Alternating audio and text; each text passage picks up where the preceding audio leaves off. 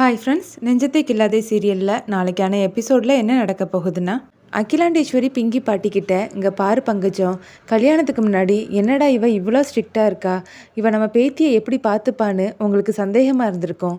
நீங்கள் ஒன்றும் கவலைப்படாதீங்க, இனிமேல் உங்கள் பேத்தி என்னோட பேத்தி மாதிரி. இந்த கல்யாணத்தில் எந்தவித பிரச்சனையும் வந்துடக்கூடாதுன்னு தான் நான் சாஸ்திர சம்பிரதாயத்தை முறையாக செய்யணும்னு அந்த மாதிரி நடந்துக்கிட்டேன். என் பேரனோட கல்யாணம் எந்த குறையும் இல்லாமல் நல்லபடியாக நடக்கணும்னு சொல்லி தான் நான் கொஞ்சம் கண்டிப்பாக நடந்துக்கிட்டேன்னு அகிலாண்டேஸ்வரி சொல்கிறாங்க.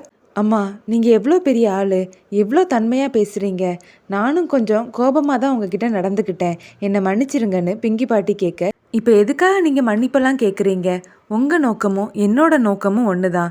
நம்ம பேர பிள்ளைங்க நல்லபடியாக வாழணுங்கிறதுக்காக தான் நம்ம இந்த கண்டிப்போடு நடந்துக்கிட்டோன்னு அகிலாண்டேஸ்வரி சொல்கிறாங்க.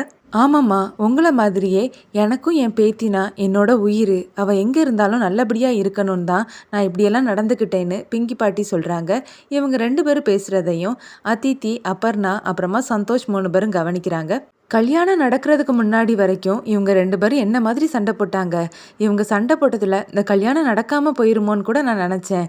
இப்போ பாரு 2 பேரும் எப்படி சேர்ந்துக்கிட்டாங்கன்னு சந்தோஷ் அபர்ணா கிட்ட சொல்கிறாரு. என் பாட்டி அவங்க கூட எவ்வளோ சண்டை போட்டாங்க, இப்போ பாருங்க அவங்க கூடயே ஃப்ரெண்ட் ஆயிட்டாங்கன்னு அதித்தி சொல்கிறாங்க.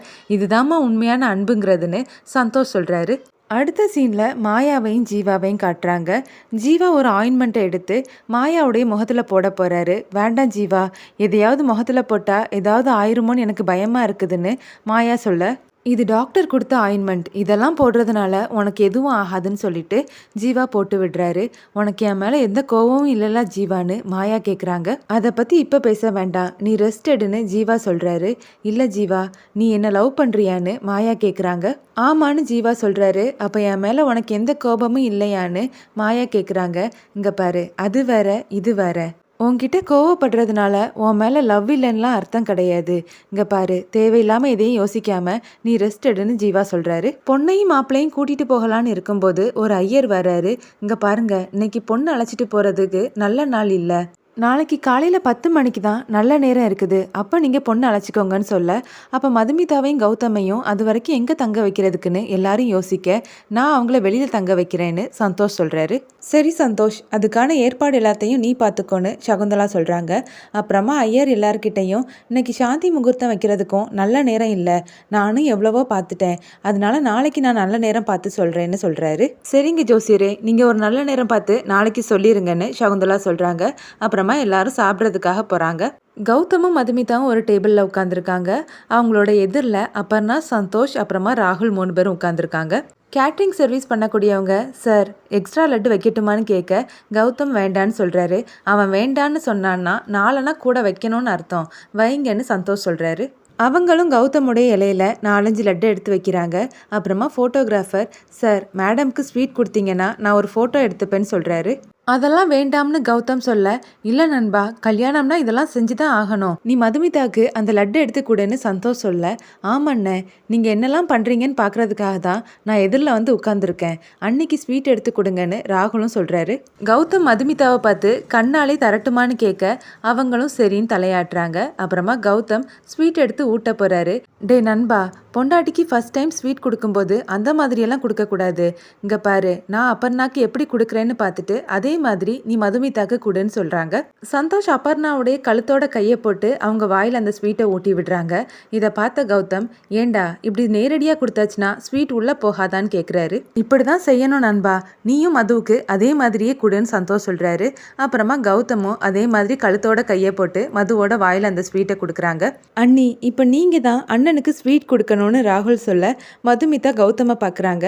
கௌதம் சேர்லேருந்து நீங்கி சரி கொடுங்கன்னு சொல்லி தலையை நீட்டுறாரு. மதுமிதா கௌதமுடைய கழுத்தோட எப்படி கையை போடுறதுக்குன்னு யோசிக்கிறாங்க.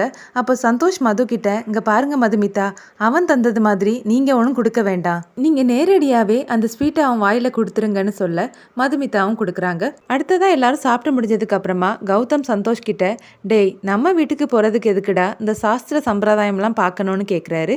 பெரியவங்க சொன்னால் அதில் 1000 அர்த்தம் இருக்கும், அவங்க என்ன சொல்கிறாங்களோ அதை கேட்டு நடன்னு சந்தோஷ் சொல்கிறாரு. அப்போ நான் எங்கே போய் தங்குறதுக்குன்னு கௌதம் கேட்க, உனக்கும் மதுமிதாக்கும் ஸ்டார் ஹோட்டலில் ரூம் புக் பண்ணியிருக்கேன்னு சந்தோஷ் சொல்கிறாரு.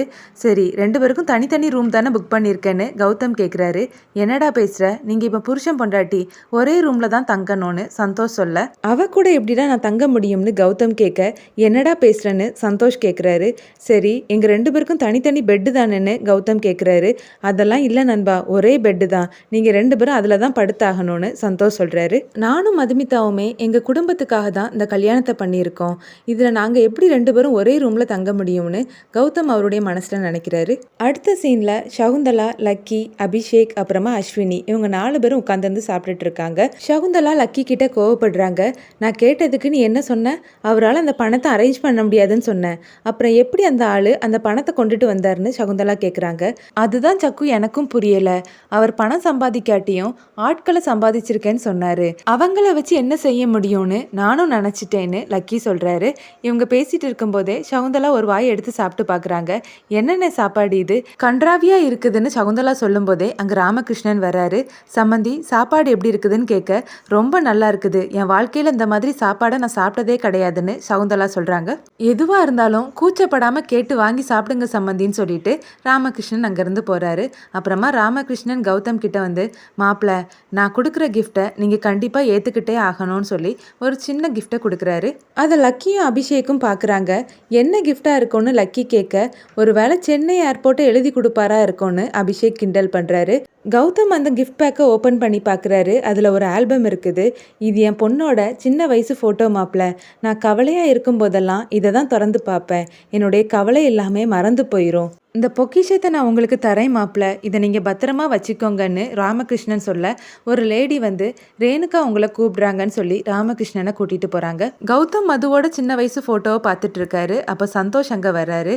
பாத்தியாடா, இது மதுவோட சின்ன வயசு ஃபோட்டோவா, அவளோட அப்பா கொடுத்துட்டு போகிறாருன்னு கௌதம் சொல்ல, நானும் பார்த்தேன்டா, எவ்வளோ நல்ல மனுஷனாக இருக்காருன்னு சந்தோஷ் சொல்கிறாரு.